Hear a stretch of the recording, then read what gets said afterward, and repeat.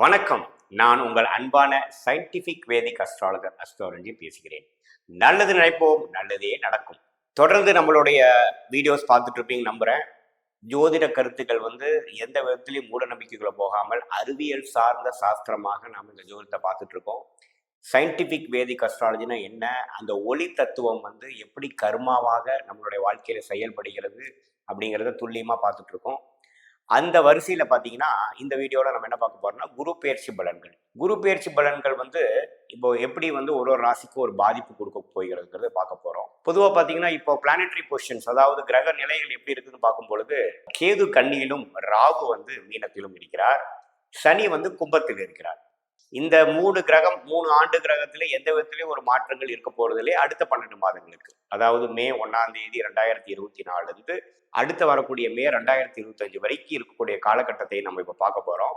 அதுல ஒரே கிரகமாகிய ஒரு ஆண்டு கிரகம் இடம் மாறுற கிரகம் என்னன்னு கேட்டீங்கன்னா குரு தான் ஒரு பெயர்ச்சி பெறக்கூடிய ஒரு கிரகமாக இந்த காலகட்டத்துல இருக்குங்க. ஸோ குரு மேஷத்துல இருந்து ரிஷபத்துக்கு மே 1, 2024 இடம்பெறுகிறார். அந்த மாற்றம் எப்படி ஒரு ஒரு ராசிக்கும் ஒரு பாதிப்பையோ ஒரு நல்ல ஒரு விஷயத்தையோ ஒரு முன்னேற்றத்தையோ கொடுக்க போகிறது என்று நம்ம பார்க்க போறோம். அதுக்கு முன்னாடி பார்த்தீங்கன்னா ஜென்ரலா இப்போ மேஷத்துல இருக்கிற குரு ரிஷபத்துக்கு மாறினார்னா உலகளாவிய மாற்றங்கள் என்ன இருக்க போகுது அப்படிங்கிற மாதிரி பார்க்கும் பொழுது ரிஷபம் பார்த்தீங்கன்னா காலபுருஷ தத்துவத்துல 2ஆம் ராசியாக வருகிறது. ஸோ 2ங்கிறது என்ன, குடும்பம், ஃபினான்ஸ், தனம், வாக்கு. குரு எந்த ஒரு பாவத்தையும் வளர்க்கக்கூடிய ஒரு கிரகமா இருக்கிறதுனால, மிகப்பெரிய ஒரு சுப கிரகமா இருக்கிறதுனால குரு இந்த ரிஷபத்தில் இருக்கக்கூடிய காரத்துவமாகிய கலை சார்ந்த விஷயங்கள், சுக்கரனின் காரத்துவமாகிய மீடியா ரிலேட்டடான ஒரு துறைகளில் நல்ல முன்னேற்றத்தை பெறப் போகிறார்கள்.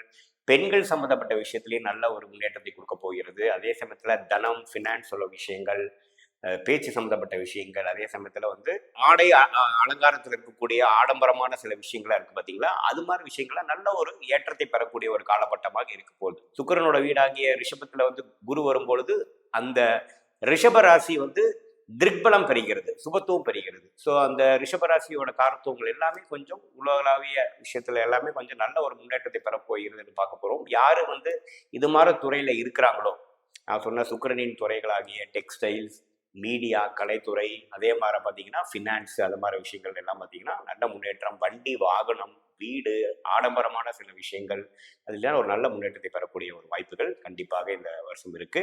அதே மாதிரி குரு கன்னி, விருச்சிகம், மகரத்தை பார்க்கிறார். அதோட 5ஆம் பார்வையாக, 7ஆம் பார்வையாக, 9ஆம் பார்வையாக பார்க்க போகிறதுனால கன்னியை ரெப்ரசன்ட் பண்ணக்கூடிய நல்ல ஒரு நுணுக்கமான சில சயின்டிஃபிக்கான சில டெவலப்மெண்ட்ஸுங்க, ஒரு புதிய டெவலப்மெண்ட்ஸ் எல்லாம் நம்ம பார்க்கக்கூடிய விஷயங்கள் இருக்கு. அதே சமயத்தில் விருச்சிகம், மகரத்துல எல்லாம் வரும்பொழுது பார்த்தீங்கன்னா நல்ல ஒரு ரிசர்ச் அண்ட் டெவலப்மெண்ட் துறையில ஒரு புதிய கண்டுபிடிப்பு விஷயத்திலையும் புதிய தொழில், புதிய வேலை வாய்ப்புலாம் கொடுக்கக்கூடிய ஒரு நல்ல ஒரு ஆண்டாக நம்ம இந்த குரு பயிற்சி கொடுக்கக்கூடிய ஒரு ஆண்டாக நம்ம 2024 மே மாதத்திலிருந்து 2025 மே வரைக்கும் நாம எதிர்பார்க்கலாம். இப்போ நம்ம ஒரு வீடியோக்குள்ள நம்ம போகலாம். இந்த வீடியோவில் நம்ம என்ன பார்க்க போறோம்னா ரிஷப ராசிக்காரர்களுக்கு இந்த குரு பயிற்சி எந்த ஒரு பலனை கொடுக்க போகுதுன்னு பார்க்க போறோம். இப்போ பார்த்தீங்கன்னா இது வரைக்கும் குரு 12ஆம் இடத்துல இருந்து 6, 8, 4ஆம் இடத்தை பார்த்து கொண்டு இருந்தார். இப்போ பார்த்தீங்கன்னா குரு ராசிக்குள்ளேயே வருகிறார். 7ஆம் இடம் சுபத்துவம் அடைகிறது, 5ஆம் இடம் சுபத்துவம் அடைகிறது, பாக்கியஸ்தானம் என்று சொல்லப்படுகிற 9ஆம் இடம் சுபத்துவம் அடைகிறது.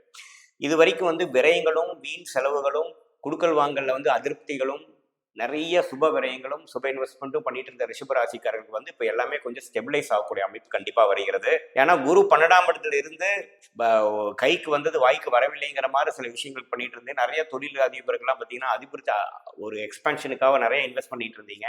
சில வீடு கட்டுறவங்க, இது மாதிரி சில அளவுபடுத்தக்கூடிய விஷயங்கள், வசதிப்படுத்தக்கூடிய விஷயத்துக்காக நிறைய நம்ம சுப விரயங்கள் பண்ணதெல்லாம் கட்டுக்குள்ள வரக்கூடிய ஒரு குரு பயிற்சியாக இந்த ரிஷபராசிக்காரர்கள் இருக்கு. மாணவர்களுக்கு இது வரைக்கும் கொஞ்சம் டிஸ்ட்ராக்ஷனா இருக்குது, கான்சென்ட்ரேஷன் இஷ்யூஸ் இருக்குது, கொஞ்சம் படிப்புல அந்த அளவு ஃபோக்கஸ் வரல அப்படிங்கிறவங்களுக்கு பார்த்தீங்கன்னா ராசிக்குள்ளேயே குரு நல்ல ஒரு மனம் நிம்மதியும் ஒரு கான்ஃபிடென்ஸும் ஒரு நிலைத்த தன்மையும் கொடுக்கக்கூடிய ஒரு அமைப்பு கண்டிப்பாக குரு ராசிக்குள்ள வரப்போல் கொடுக்குதுங்க. அதே சமயத்துல சனி 10ஆம் இடத்துல இருக்கிறது ஒன்றும் தப்பு இல்லை. அதே சமயத்துல 11ஆம் இடத்துல இருக்கக்கூடிய ராகு தசை நடக்கும் பொழுது நல்ல லாபத்தை கொடுக்கக்கூடிய அமைப்பு உண்டு. அதே சமயத்துல இப்ப குரு 5ஆம் இடத்தை பார்ப்பதனால் ஒரு குழந்தை பேருக்காக எதிர்பார்த்துட்டு இருந்தவங்க, முயற்சி எடுத்துட்டு இருக்கவங்களுக்குலாம் ஒரு நல்ல பலன் கொடுக்கக்கூடிய ஒரு அமைப்பு உண்டு. இல்லற வாழ்க்கையில வந்து இதுவரைக்கும் இருந்த கருத்து வேறுபாடுகள்லாம் கொஞ்சம் குறைந்து ஓரளவுக்கு நல்ல அன்பு பாராட்டக்கூடிய ஒரு அமைப்பு கொடுக்குதுங்க.